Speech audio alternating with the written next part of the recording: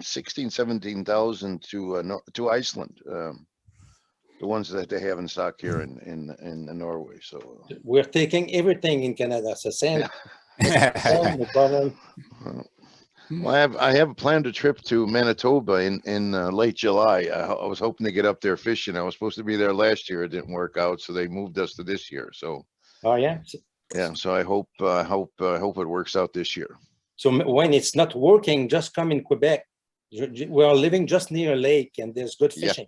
Yeah. I have a boat fishing boat. I have kayak for you. Okay, that sounds good. Yeah. Well, I'll be visiting. Visiting Chicoutimi when I'm there You the will? week before. Yeah. All right. Yeah. So I have a week. I have a couple days down in South Carolina. Then I go up to Quebec, and then hopefully I get a week's vacation up So, in yeah. Manitoba. Yeah. So anyway, so if you have some time, just call me. Sure, I'll do don't that. know? Yeah. I know. All right. I've been fishing a little bit in Canada. So Okay. Good deal. I've got 1:30, so I say we go ahead and get started. I think we'll have a few more coming on as we go, but welcome everyone. I suggest we go ahead and get started because you're on time, and we'll start on time and we'll finish on time. So welcome to the Cento Hoseus inaugural webinar, and we have Pierre LeBlanc here to kick us off with and tell you a little bit about the network. So I will take any 30 seconds for that. So thank you, Mike, and thank you, participant, to register to it's a world premiere today about Mike's conference, and it's part of the Cento Hoseus network. I did propose the Cento Hoseus network to Mike in order, it's a kind of a countermeasure for the pandemic, doing some web conference. And the key point of the networks is to propose only people that have is from Mike's network of a former Toyota manager and my own network. So this is a melting of those experts that represent, the good word of a Toyota way. So welcome aboard. There's more to come. And this one is a very good one. So I know Mike since 2005, I think, Mike, and we're still, we do business together.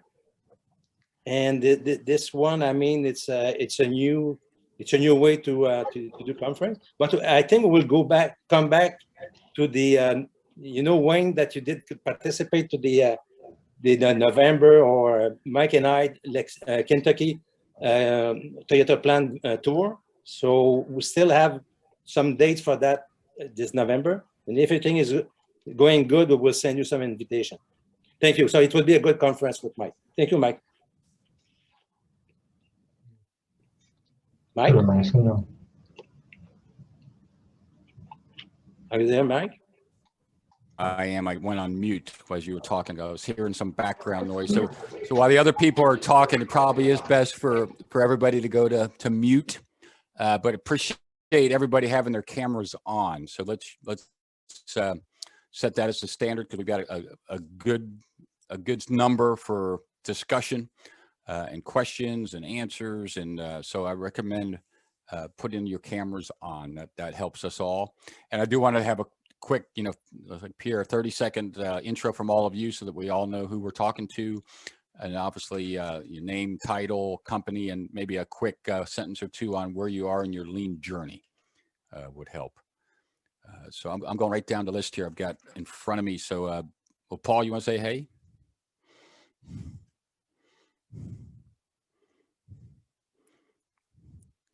All right. Your mic, Pierre, your micro. Oh, excuse me. Are you asking me or Paul? Paul. Paul, Everybody. Paul, okay. So my name is Paul. I'm working for Cento Consultants since the beginning of the company, and my job consists in being an administrative assistant for Cento. Paul is helpful on our events, so hopefully again we'll get a chance to get them to Kentucky here later in the fall. All right, I have Rock. I'm trying to find you. It looks like Eric. Yes. All right. Hi, Eric. Hi.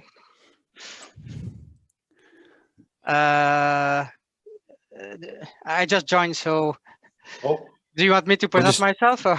Yeah, just a 30-second present. 30-second presentation. Okay, sorry about that. No So my name problem. is Eric Champagne. I'm a logistic director for Technion in Quebec. I've been with the company for more than 15 years. I work closely with David, who is also on this training. Thank you. Fantastic. All right, thank you. Sam.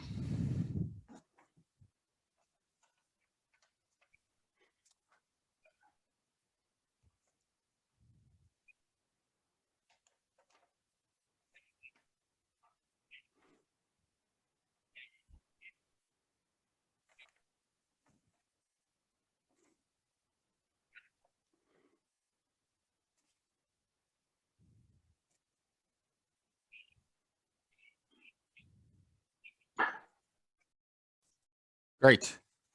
Thanks for joining. Wayne from Norway. Hi, my name is Wayne Phelan. I'm DBS director for Elchem. Been working for Elchem for 38 years. I've been working the last 23, 24 years with implementing and developing our business system there.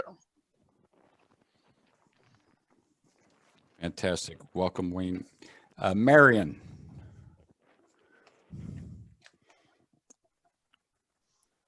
I had Marion on. She went off the camera. All right, we'll come back to Marion. How about David? Hi, my name is David. Like Eric said, we are working for Technion at the distribution center, and we have a lean culture here from many years, and we still implement it in new departments, and this is why I'm here. I'd like to get more tools to implement it in the distribution center. Fantastic. Thank you. Pierre Ives. Yeah, hi.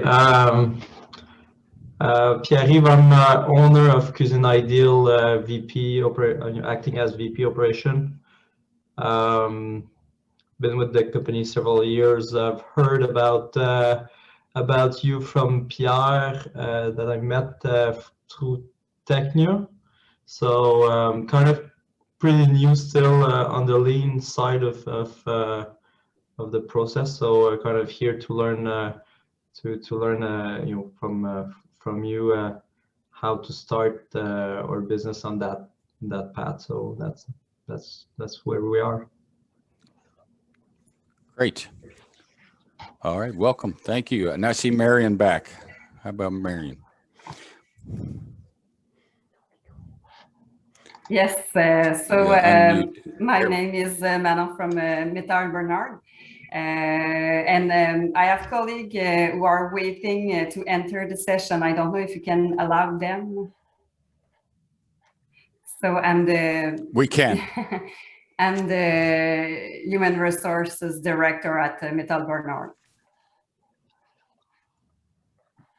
All right, great. Now I'm not seeing them in the waiting room, so definitely send them the link. I'll keep my eye out. Let me see. I do have one in here. No, I don't either. So yeah, everybody's in who's waiting. So, but I'll keep an eye on it and definitely send them the link. Is that Camille? Because Camille, we're. Yes, exactly. Paul, peux-tu envoyer le lien Okay. aux gens? Oui, bien sûr. Paul, she will send the links again to those guys. I don't know the name, but. Okay. I'll keep an eye on it. All right. Welcome, everybody. And just so quick, again, check on our Zoom functions and rules and things. So thank you all for turning your camera on, keeping on mute if you don't have a question. And then obviously, if you want to, we want discussion, not me talking the whole time. So definitely feel free to jump in. I've got two screens for the first time to try to, so that I've got the chat separately so I can keep an eye on the chat. So go ahead and put questions in the chat if you feel more comfortable with that, or if that's easier, you don't have to interrupt. And also I've got a little bit of feedback from some of you on the speaker. So the chat may be a good way for us to keep the Q&A going as well. I got some poll questions in here that we can get the engagement. So again, I want as much interaction and discussions as possible because we got some good experience in the Zoom room here. Do you know if you want me to be large, you put it in speaker view. You can hit the 3 dots at the top right hand of anybody who's talking and pin them, and then that'll make them large. So you can play around a little bit with the view that you want on the Zoom. Mike, you miss Jean-François Dubé from La Cage. Oh, I did, and he was the first one waiting here. Yeah, he's been here the whole time. Thank you, Pierre. Jean-François, please.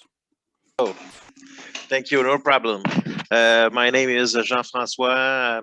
I'm working as VP operation for La Cage, Brasserie Sportive, and I'm working with a lot of years with Pierre, with a lot of projects, and I'm here to learn more and be better. Thank you. Fantastic. All right, thanks everyone. So let's jump on in. So again, jump in whenever you can or want with questions, comments as we go. And I'll keep an eye out in the waiting room for Camille. I have not seen her yet. So we're here to talk about culture. And a couple of you mentioned that in your introduction. So you're in the right place. And, I had a question one time at a large medical conference, and they said, at Toyota, is culture intentional, or is it kind of a result of the leader, a result of the personality, like almost accidental? And I hope I've given you the answer already in my intro that it depends on the organization, right? So in some organizations, it literally is accidental. It's based on the personality of the beliefs or principles of the individual leader. And if the individual leader comes or goes, so does that culture goes with it. Now at Toyota, it was very intentional. It was very systematic, process-oriented, system-oriented, and it didn't depend on any individual.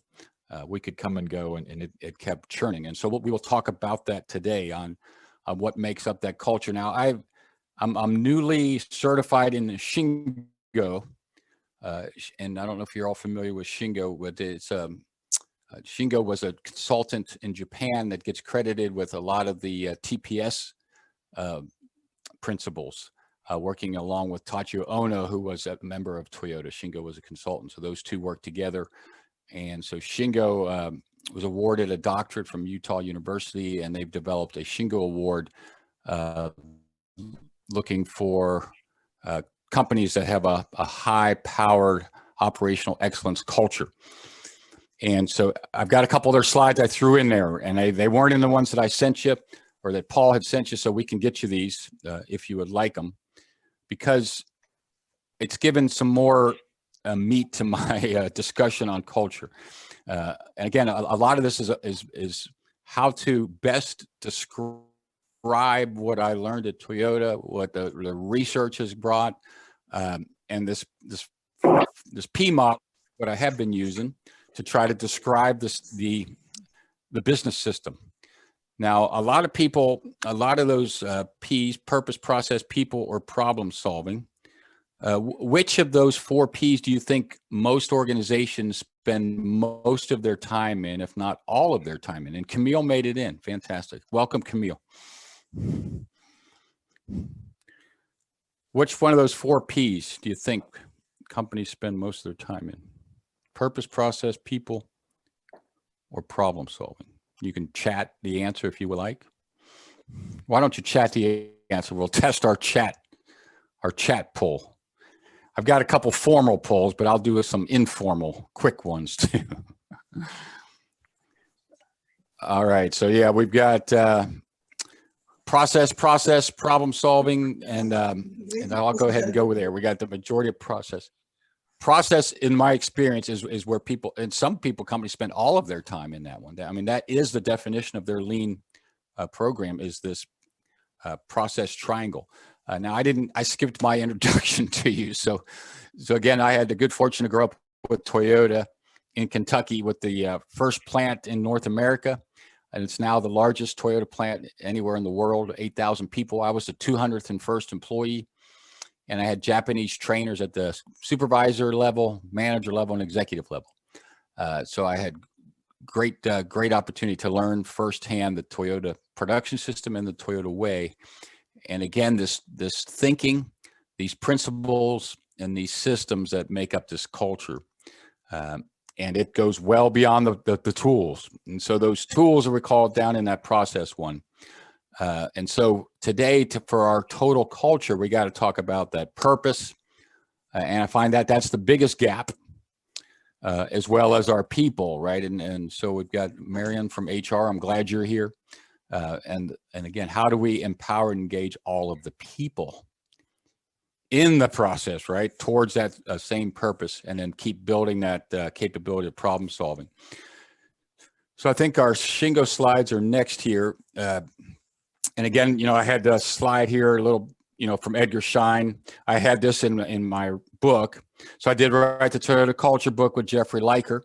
And I thank Dr. Liker. We did that, I think I'm going on 15 years ago now, about when I started working with Cento and Pierre. And that book has given me opportunity to travel around the world and meet lots of different companies and leaders, and talking about this leadership, this people, this culture topic. And I love that because, again, it cuts across everywhere, no matter what organization. Leadership, people, culture is applicable to the discussion. And so Edgar Schein puts it in that, it's not what we're seeing, the posters on the wall, I always say, right?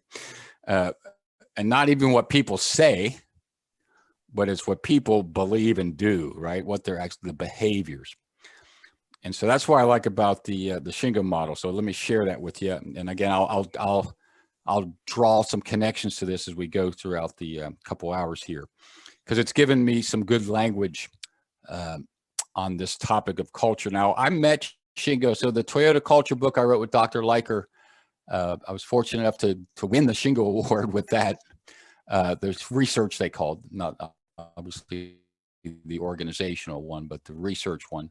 And when I was collecting the award, literally about 14, 15 years ago, they told me they were changing the model because they had given the prize to a couple of the companies that had a good looking process and tools, and went back a couple years later and it was gone. So it had not sustained. It was dependent on the person or the leader or something, right? And it left. So they said, we got to redo our thinking, and we loved the culture discussion. And so they built the new Shingo model, as you can see there, centered around culture. So I love it. So they said, before it was on the tools, and just like we had on our process triangle, the process is a very important, vital part of the system of the total model, but it's not the whole thing. And so they've still got the tools there. And then they've added the guiding principles up atop there, and the systems and the tools, with the idea that then if we can, then all those impact the culture that impacts the behavior. So the culture is we can define it as, the sum of like we looked at Edgar Schein there, what people are doing, the behavior. So really emphasizing the behavior. So I'm going to emphasize that with you guys today. On looking at those behaviors, and the insight we want from the cultures, we want ideal behaviors that drive ideal results. So we're all accountable for those results on the left side. Now, there's different ways to get results, right? There's ways to get short-term results by, whipping the mule or whatever, or, shortcutting PMs or shortcutting asset, investment or people or whatever, right? And we can get short-term results. So the ideal results, we're defining it, is this long-term, and Toyota would throw in there mutually prosperous results for everybody, right? So everybody's benefiting, and it's a long-term sustainable result. So I hope that's what you're looking for, because I know it's probably what most of your bosses are looking for, right? Those long-term sustainable results. Now, so then we back to the principle. So then if we can, define the principles, and that upper principle, and I'm gonna relate that to the Toyota system, the leadership system. And Shingo would say that's the role of the leaders right there. That's the true north that we're going to delve into here in a couple of my slides coming up. So it's the leader's role to define those guiding principles, and we'll blow those out here in a couple minutes on the slide. To define what should be happening, to define the true north, to define the ideal behaviors. Then the systems are those, and they're usually at the manager level is working the systems. So whether that's the work systems, the HRD, people systems, the improvement systems for CI. So that, and then we're utilizing the tools, you know, and that's mostly the floor people, right? So the work team and the supervisor. So the PDCA of it, and again, I love Plan, Do, Check, Act, and that's at the center of our model there, is that we're defining the ideal behaviors, and then the culture is your actual behaviors. And we're seeing, do we have a gap? And if we have a gap there, then we change the system. So that's the PDCA. And again, I like this because that's what I was taught without knowing it at Toyota. Right, we utilize the systems. So if we're using Hoshin Connery to get the behaviors, and we'll talk about Hoshin here, but it's not resulting in about those desired behaviors, then we have to change the process that we're doing, right, in order to get it. So that's Plan, Do, Check, Act. And a lot of companies, they'll start something, whether it's leader standard work or Hoshin Connery or even operator standard work, and they'll quit it because then I'll ask them and they'll say, well, it wasn't getting the results we needed. I'm like, well, that's expected. So then don't throw it away, modify it, right? So modify the system to hit yours. So that's the line of thinking, again, that I'll hopefully weave in here for you. Now they blow out those guiding principles again as those 3 Ps. So that's why I added this slide: purpose, process, and people. Again, with the leaders needing to define all 3 of those on what are the ideal behaviors around the enterprise alignment, around continuous improvement, and around the culture enablers or the people, which is respect for people and servant leadership, humble inquiry. So, well, there's the subsystems there. So it's saying, so for the leaders to define the true north, to say, hey, so we need to have a clear constancy of purpose. We need to be clear on our why. We obviously have to align to the customer or the value stream, creating value for that customer, and think systemically. So again, that's that Plan, Do, Check, Act thinking. And then again, if we're a CI organization, we're operational excellence, lean, whatever we're calling it, then we've got some principles around there that we should define what should be happening with our ideal behaviors around quality at the source, improve flow and pull, seek perfection, focus on the process, scientific thinking. So I had an example this last week. I was with a company and I had a webinar going and the person said, well, we only had, I don't forget what it was, 18 errors in March. We only had 18 errors. I mean, we had how many hundred of orders? I'm like, that is not the that's not the true north of CI. That's not seeking perfection, right? So again, if the ideal behaviors is that, wow, we had 18 too many defects, right? So I was able to talk to this company's leaders and say, okay, so we're getting behaviors from your folks that are not in line with the ideal principles here of CI. So hopefully, so that's the way I have found it helpful to use these guiding principles, again, to define what should be happening, and then we look at what's currently happening. And those culture enablers down there, again, the respect for individual and lead with humility. So I love those, and I always talk about those with the Toyota way and what's usually missing from most CI organizations.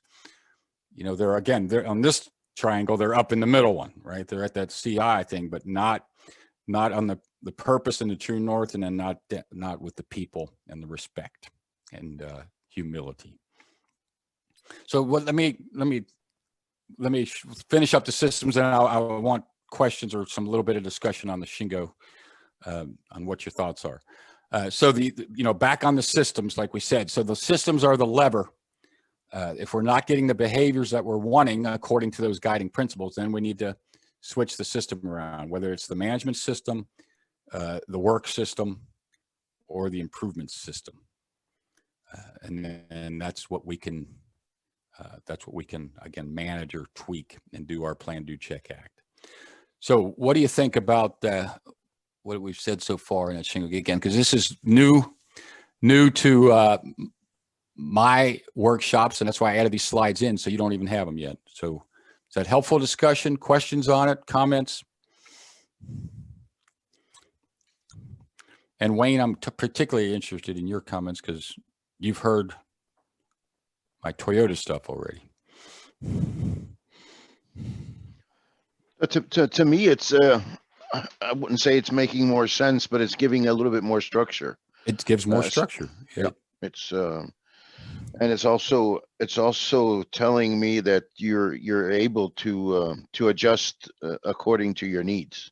Yeah, right. It's not so structured to say that you have to follow this roadmap, but like you're saying, if you have different problems, you can focus more on management, or you can focus more on the process or whatever, depending on what your needs are. So Yep. and I think our journey in Elkem has more or less followed this. If we see that we're sliding back or we're not getting the right results, we review what's going wrong, and if it's not good enough sponsorship, we talk to our sponsors.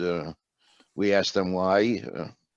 Right. And then we get them back on board, and it gives a little bit push to create some pull. So yeah, I think this fits right into to whatever we're talking about, continuous improvement or operation excellence. Very good. Thank you. And I do like the flexibility. Again, that's what I love about Plan, Do, Check, Act. It's because every organization is different. Every leadership team is different. Business challenges, business needs.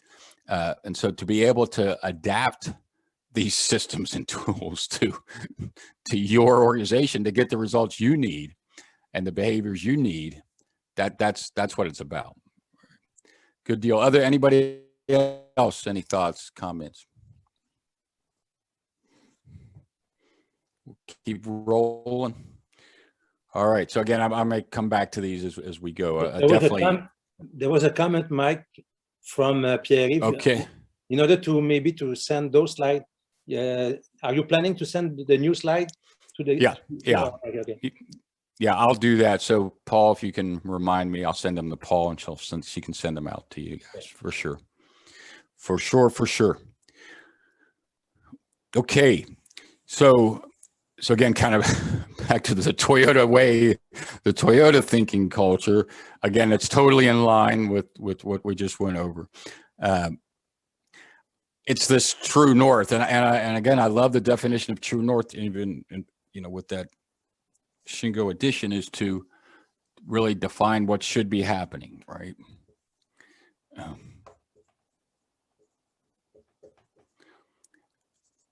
And we usually talk about defining it in terms of why, how, and what.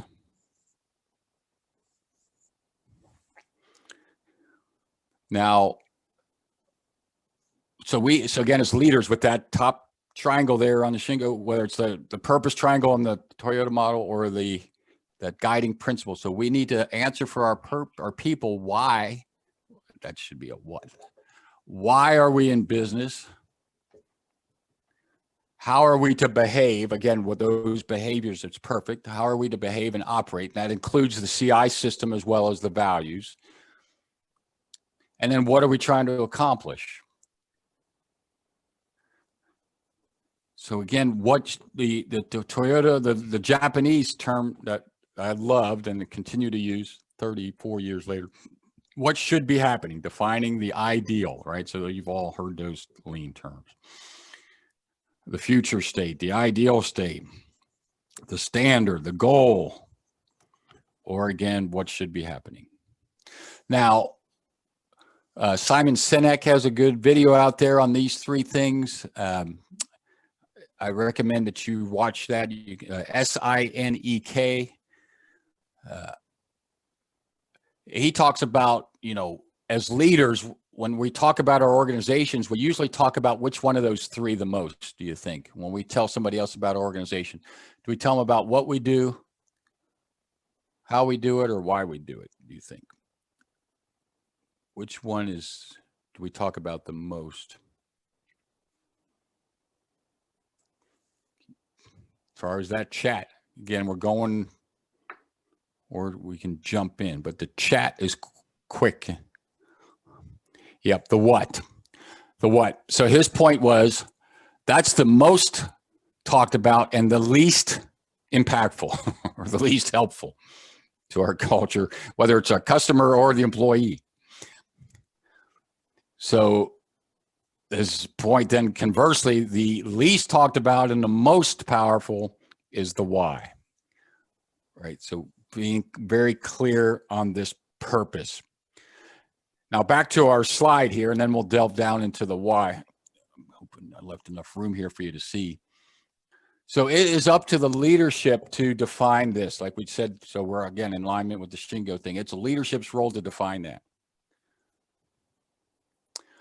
And then what do we do? Then as leaders, what do we do?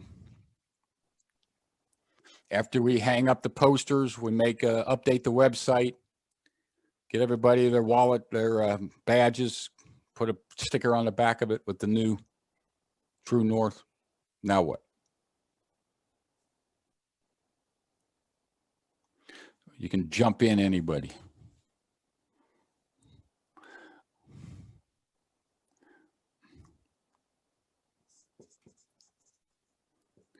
So again, we got to look at the current. So that's lean thinking. That's, again, back to Shingo, that's scientific thinking, right? Or systemic thinking. So I like this one more, scientific thinking.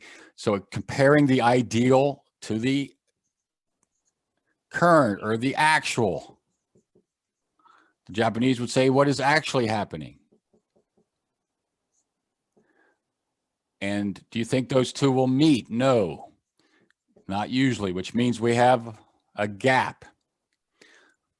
And again, in lean, if we have a current and actual that doesn't match it and the subsequent gap, what do we have?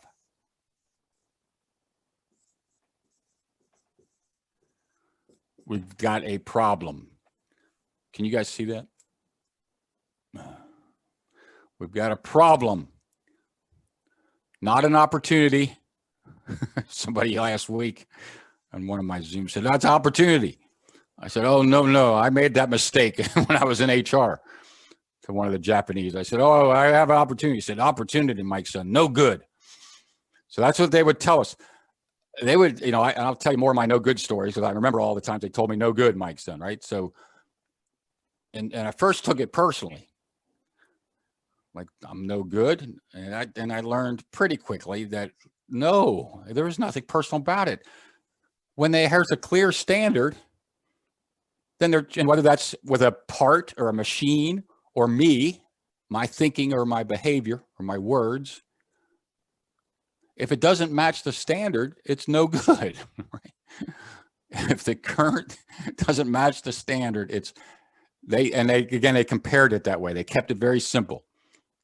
Whether it's the color of a bumper or my thinking as known by my words, it's either okay or no good.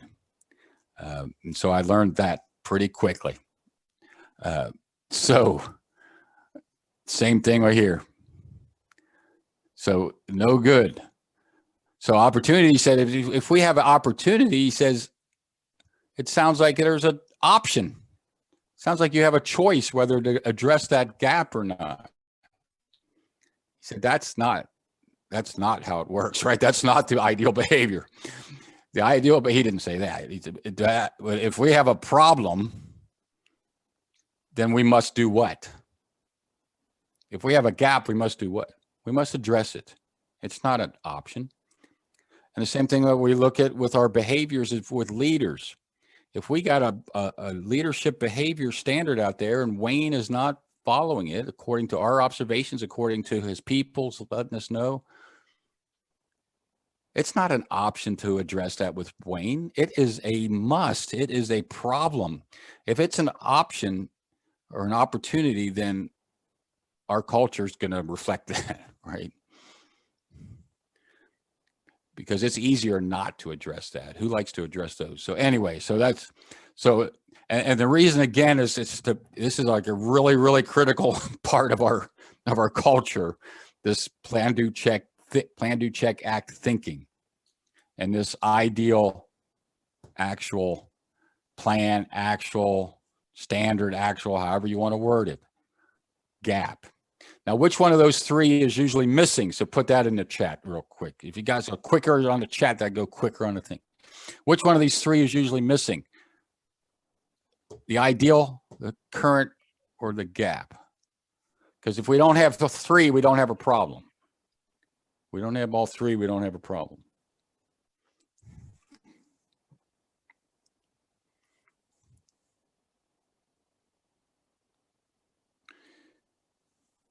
So I'm waiting on responses, but they're not coming. I'm going to hopefully get one. The gap. Well, if it's the gap missing sometimes happens. So if the current matches the ideal, then there's no problem. So that's a true statement. But usually it's the targeted standard. Usually it's the clear target. I like that I said that, the targeted standard. This is what's usually missing. Whether it's from our leadership and our culture, like we said before, a culture just happens. It's not intentional that says, no, this is what we're saying should be happening.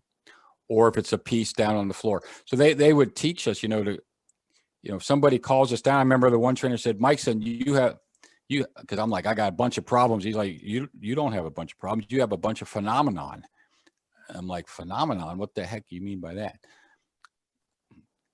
And I learned pretty quick. I got this going on with this part, this machine, this person, this customer, this supplier. But it's phenomenon until I ask what's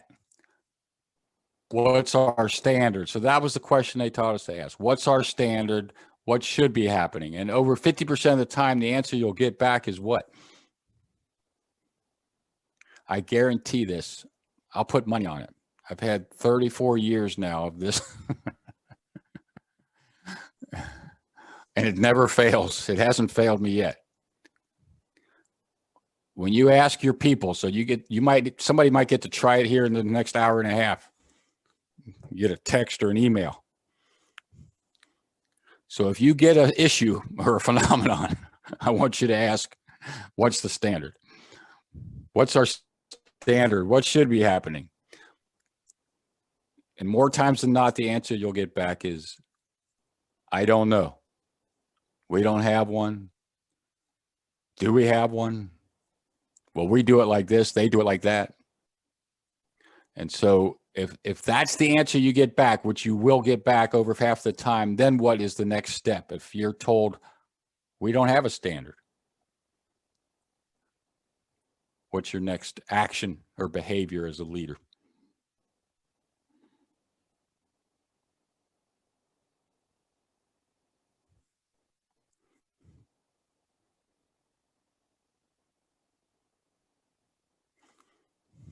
Well, don't ask why, because that's what we did. And my trainer said, why are you asking why? Why is a problem-solving root cause question? You don't even have a problem. You don't even know if you have a problem yet. You don't even know if you have these three things yet. And so if they say you don't have a standard, then we know we don't have those three things. Then we need to do what? Make a standard. Then once we make a standard, now we can check the current. Now we can do our gap. So again, this is really, really important. I'm making sure that we're all on the same page, because the whole system's built on this, and our culture should be built on that. And just like we looked at that Shingo model, it's built on that.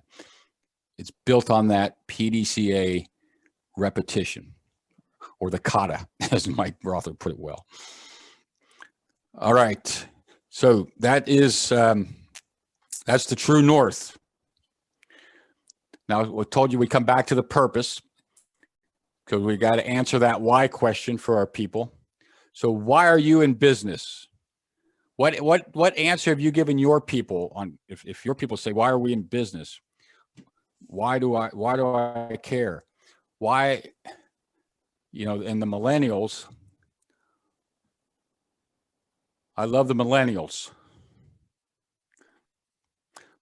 I love the millennials because they are principle based.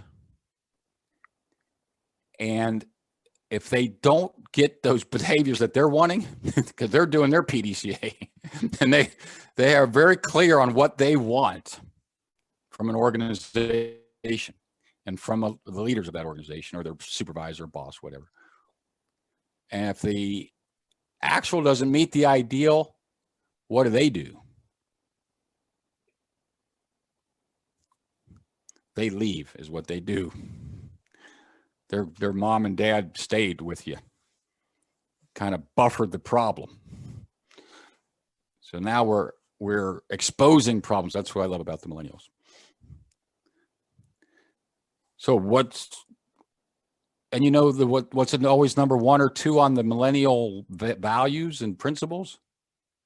Purposeful work. So we better answer this question for them. And again, Simon Sinek said we will blossom and grow with our company, with our customers and our employees if we answer this question for everybody and we behave according to it. So what is the purpose of your company? You can type it in if you're brave. You can speak it out if you're braver.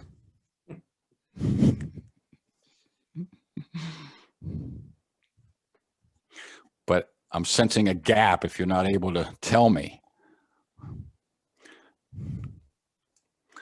And it's not uncommon, so don't get me wrong there. I'm just trying to prove a point or make a point. Like I said earlier, that purpose triangle is the biggest gap in my experience here working with other companies and other leaders. We have not answered this question for our people. We've answered it for our shareholders. We've answered it for our customers. We haven't answered it for our employees in most cases.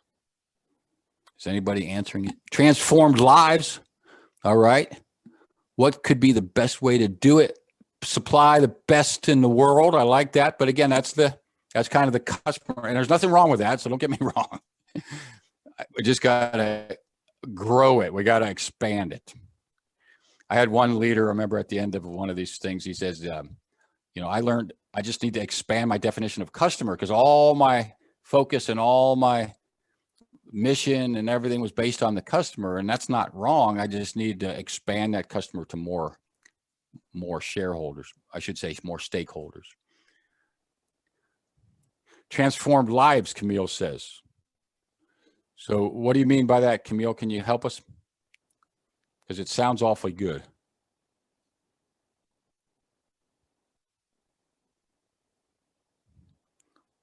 Or not? You got to go off mute. I can't.